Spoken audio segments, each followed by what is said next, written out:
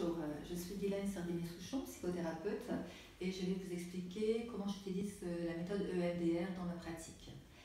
EMDR, ça signifie Eyes Movement Desensitization and Reprocessing.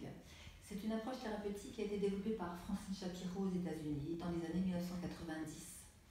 Cette approche thérapeutique est utilisée dans les traumatismes, que ce soit des grands traumatismes ou des traumatismes répétés, mais également maintenant on peut l'utiliser aussi dans les dépressions, dans les troubles somatiques ou d'autres problématiques psychiques.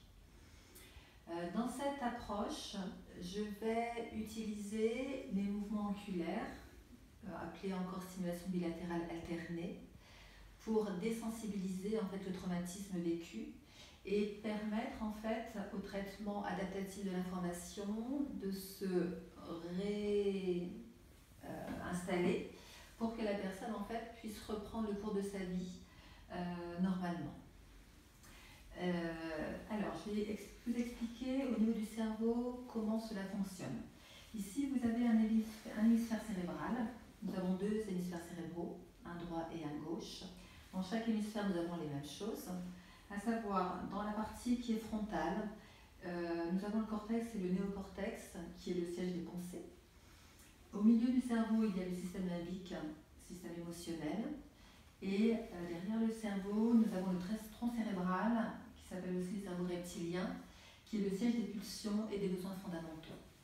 En EMDR, nous allons beaucoup travailler sur le système limbique, et notamment sur ce circuit qui existe, que nous avons de façon naturelle, entre une petite glande qui s'appelle l'amygdale et l'hippocampe.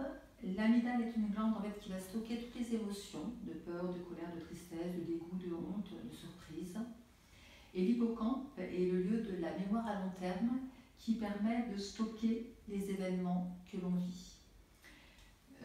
Il y a un système de digestion naturelle, c'est-à-dire que la nuit, quand nous dormons, nous avons des cycles de sommeil qui durent 90 minutes et à la fin de chaque cycle de sommeil, il y a ce qu'on appelle la phase de sommeil paradoxal pendant laquelle nous dormons. Et pendant cette phase-là, nos yeux vont de droite à gauche. Donc nous avons déjà un système naturel de digestion des traumatismes. Cependant, quand le trauma est beaucoup trop fort ou répété, ce système va se bloquer et le blocage va entraîner ce qu'on appelle un ESPT, un état de stress post-traumatique. Nous connaissons bien maintenant les symptômes de l'état de stress post-traumatique, que sont donc beaucoup de stress, beaucoup d'angoisse, des dépressions parfois, des flashbacks, des troubles du sommeil, des troubles somatiques ou des troubles addictifs. Quand nous repérons un ESPT chez une personne, nous allons regarder dans son passé quels ont été les traumatismes auxquels elle a été confrontée. En commençant par sa naissance, voire même anténatale, parce que nous savons maintenant que dans le ventre de notre mère, il peut y avoir des traumatismes. Si notre mère vit des traumatismes, le fœtus va aussi avoir, en tout cas dans le cordon ombilical, il va passer du cortisol, qui est l'hormone, une des hormones de stress, du traumatisme, et le fœtus va être impacté par cela. La naissance est souvent traumatisante, et puis à partir de la naissance, tous les traumatismes qui ont été vécus jusqu'à aujourd'hui. Quand je vais retraiter un traumatisme avec la personne, je vais prendre un souvenir source, appelé encore cible. Dans ce souvenir source, je vais demander à chaque fois à la personne, par souvenir source, quelle est l'image qui était la plus difficile pour elle à ce moment-là, quelle pensée négative elle a eue, qui résonne comme vraie encore aujourd'hui, quelle serait la pensée positive par rapport à cela, quelle émotion elle a ressentie quand elle revoit cette image et quand elle a cette pensée négative. Je vais évaluer l'émotion sur une échelle de 0 à 10 et dans quel endroit de son corps elle ressent cette émotion.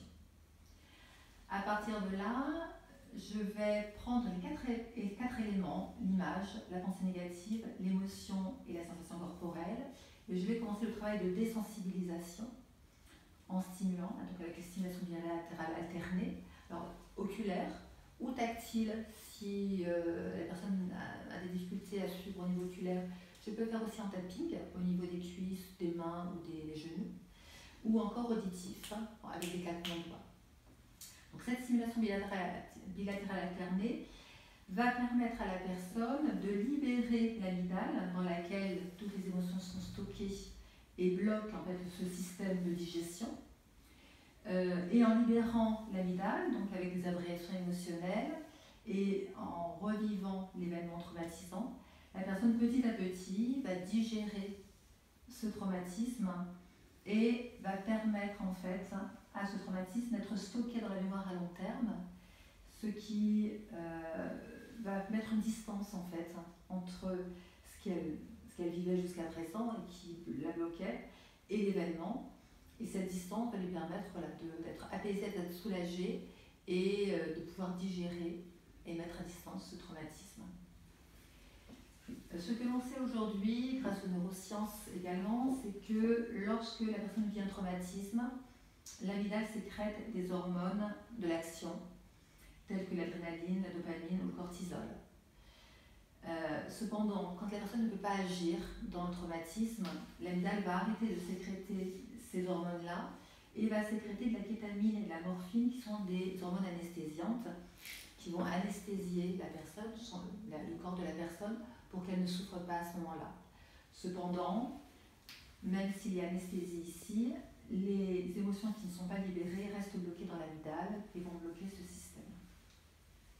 Ainsi, grâce à l'EMDR, les traumatismes vont être traités et vont permettre à la personne de se libérer en fait de toutes ces émotions qui bloquent ce système et de pouvoir digérer, stocker cet événement afin qu'elle ne les embête plus, ne les font plus souffrir du tout.